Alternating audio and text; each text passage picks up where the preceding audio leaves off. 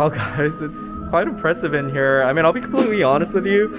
Being a cheapskate, I passed upon this opportunity about 2-3 years ago with Mayu because we're like, let's use that money to go to Jeju Island. But now that I'm experiencing it, it definitely seems like there's a lot more that's happening than just simply going up to the top of this deck.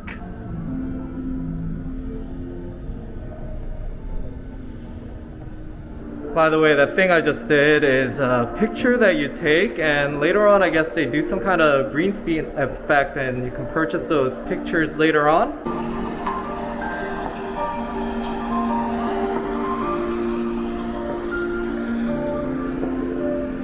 I really like how they let you see pictures of this neighborhood back in the days to get a sense of how Korea was back in the 50s and 60s.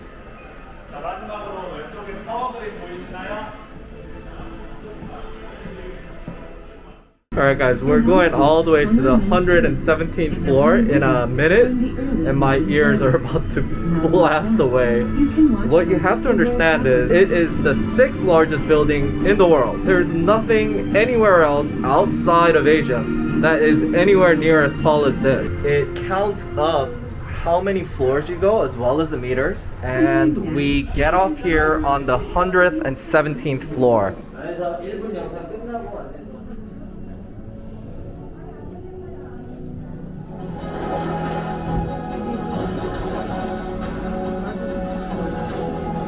Whoa, I totally missed this, but the freaking screen that we're just watching lifts, and it's trying to tell you that the old is contrasting against the future, which in Seoul's case is a lot of smog. Wow guys, this is what it looks like from the world's 6th tallest building in the world. It's actually the 117th floor we get off at, and we will be going all the way up to the 123rd floor. But they also have another sky bridge experience here if you're interested in actually going outside and walking across a bridge with all the wind around you. I've heard from others who have experienced it that it's really scary. Alright, I'm at the 118th floor, and it looks like oh my gosh, that is scary. I know a lot of people like hype up Mahanakorn Tower in Bangkok. This is significantly taller than that place, and we don't have to walk around with condoms on our feet. That's pretty cool. Oh my god, look at that. Wow. I mean, today is actually an unusually smoggy day. I don't know what's happening here, but either way, this is still just very breathtaking. Wow, look at that guys. This is Sokchon Lake and Lotte World, and obviously this place is set up so you can walk around, get a 360 complete panoramic view of Seoul. And because of its ideal location situated right next to Gangnam, you get to see all of Seoul and the Hangang River. It's so centrally located. So I'm on the 120th floor, and this right here is where you can check and purchase all these pictures you've taken using the interesting angles they have and the blue screen. For those of you who come alone, don't have someone to help you take pictures, this might be a great option for you. What I am interested in, however, is finally being able to go outside and feel what it's like on the 6th highest building in the world. It's surprisingly not a very windy day, and maybe that's why it's actually quite smoggy. Pretty scary being this high up. 486 meters above.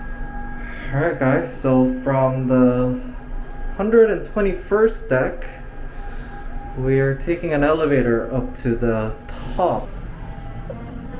Alright guys, so I'm at the 123rd floor, and it seems that it's actually a restaurant. I actually originally thought it was like a drinking lounge. So the 121st floor is basically the end of your normal observatory decks. So after having experienced Seoul Sky, Do I think it's worth it? Well, I guess that's up to everybody, but I will say, at first I'm like, why would I pay roughly about $20 just to go to the top of the building?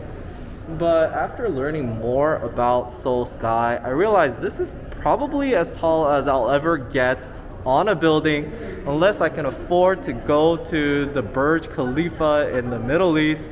And being that this is almost twice as tall as the Empire State Building and any other building you're most likely going to encounter, I think the novelty of saying that you've been in one of the tallest buildings in the world at that price, that's a bargain. What I will do, however, is they also are letting me go to the aquarium downstairs, which I understand is pretty fantastic, one of the largest aquariums here in Korea. And being that they have package bundles for not only that aquarium but the Lotte World, which I did in another video saying that it is one of the most underrated theme parks in the world, that I believe is definitely a bargain. I also have to throw in there that I did have somewhat subpar experience just because my reservation was for a date when probably the worst smog I've ever seen in Korea in the last 2 years I've been here.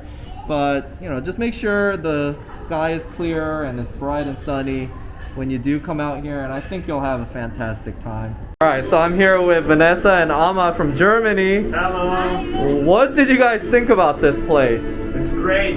Yeah? It's great. We really enjoyed the view. Really? Only the pollution was kind of... Yeah, today was not good. And for the real question, do you think it's worth to go up here? Yeah, It is. definitely. It is. Really? Yeah, I think so. Yeah. She was in the... I was at the Empire State Building and it's almost the same, so it's definitely worth it. Ah, yeah, but the Empire State Building is much shorter, right? That's true. Yeah.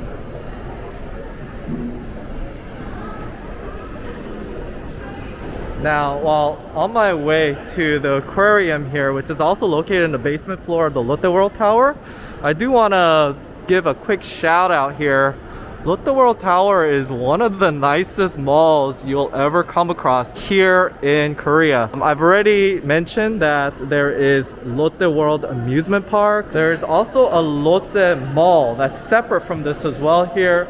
And you have the all-famous Sokchon Lake, which I'm going to be doing a separate video on, as well as the Lotte Museum. And there's a huge underground shopping mall here by the subway that will take you days and days and days to discover. So even if not for Seoul Sky or the aquarium, there's plenty of things to check out. You definitely should be heading over here to the Lotte World Tower, as there's so much to do.